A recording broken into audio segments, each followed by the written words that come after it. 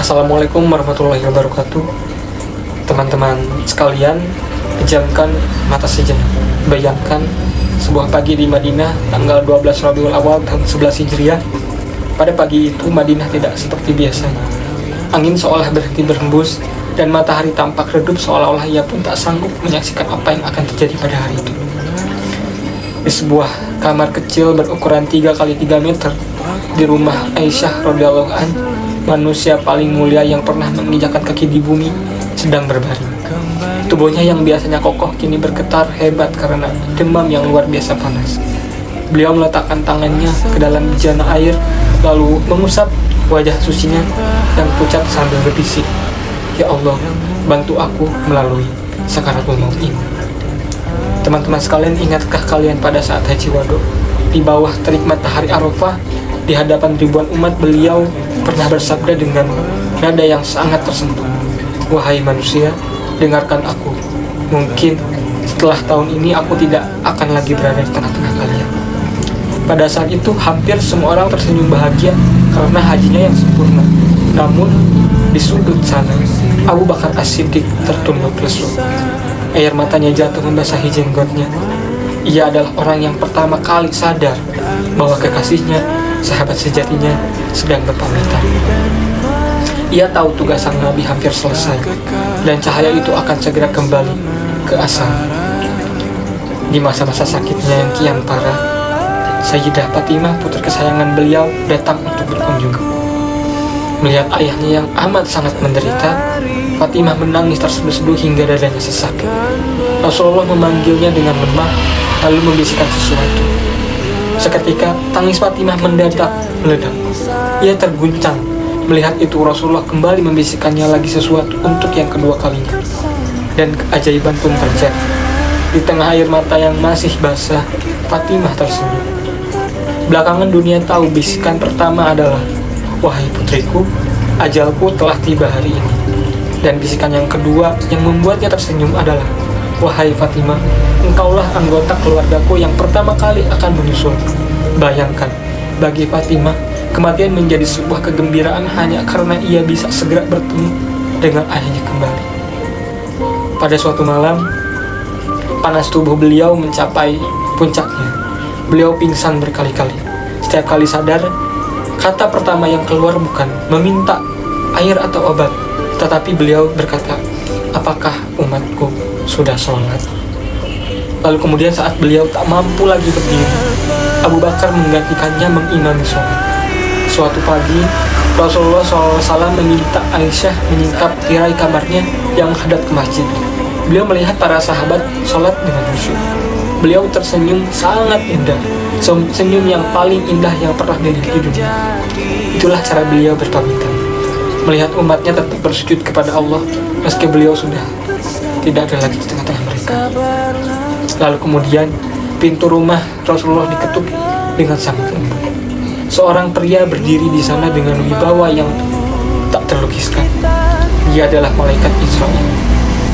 Ia tidak berani melangkah masuk ke rumah tanpa izin Rasulullah.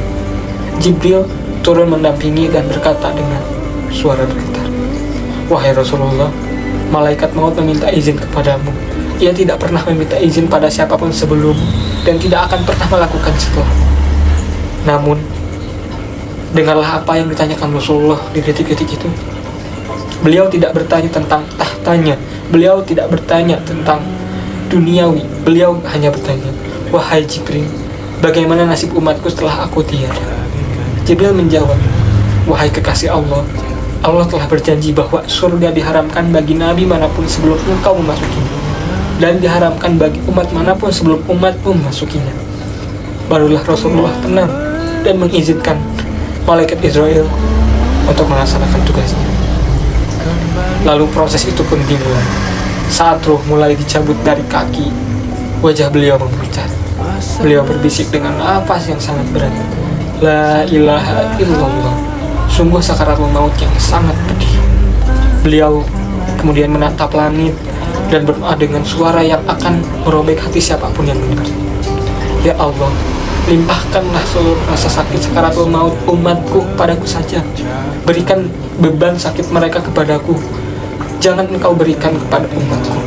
Teman-teman, di detik nafas terakhirnya, beliau masih ingin menanggung penderitaan kita. Beliau tidak ingin kita merasakan sakitnya maut. Lalu di pangkuan Aisyah, beliau membisikkan kata-kata terakhirnya, Ar-Rafiqul A'la, Ar-Rafiqul A'la, yakni kekasih yang maha tinggi. Lalu kemudian tangannya lemas, nafasnya terhenti, dan Rasulullah SAW telah wafat. Lalu kemudian kabar itu menyebar. Madinah mendadak gelap gulita. Umar bin Khattab kehilangan akal karena duka. Abu Bakar tersungkur mencium kening beliau yang dingin. Namun yang paling memilukan adalah Bilal bin Rabah. Beberapa waktu setelah pemakaman Rasulullah, Bilal mencoba mengumandangkan azan. Ketika sampai pada kalimat Asyhadu anna Muhammadar Rasulullah, suaranya tercekat. Ia tersungkur, ia tak sanggup menyebut nama kekasihnya sementara orangnya sudah tertimbun tanah. Sejak hari itu, Bilal tidak pernah sanggup lagi mengumandangkan azan di Madinah karena luka yang terlalu dalam. Teman-teman, Rasulullah telah pergi. Beliau wafat dengan membawa kerinduan pada kita semua. Beliau pernah berkata, aku rindu bertemu dengan saudara-saudaraku. Lalu sahabat bertanya, bukankah kami saudaramu? Lalu beliau menjawab, kalian memang sahabatku. Saudaraku adalah mereka yang beriman kepadaku padahal mereka tidak pernah melihatku. Dan kitalah yang beliau rindukan. Kitalah yang beliau tangisi di detik-detik terakhirnya. Lalu pertanyaannya sekarang, pantaskah kita bertemu beliau di Telaga Al-Kautsar nanti? Jadi mari kita jaga warisannya, jaga sholat kita, hidupkan cinta kepada beliau di rumah kita. Allahumma sholli ala Muhammad, ya Rasulullah, kami merindukan. Sekian, wassalamualaikum warahmatullahi wabarakatuh. Senyumlah bersamaku, sabarlah menunggu, kita akan bertemu di rumah.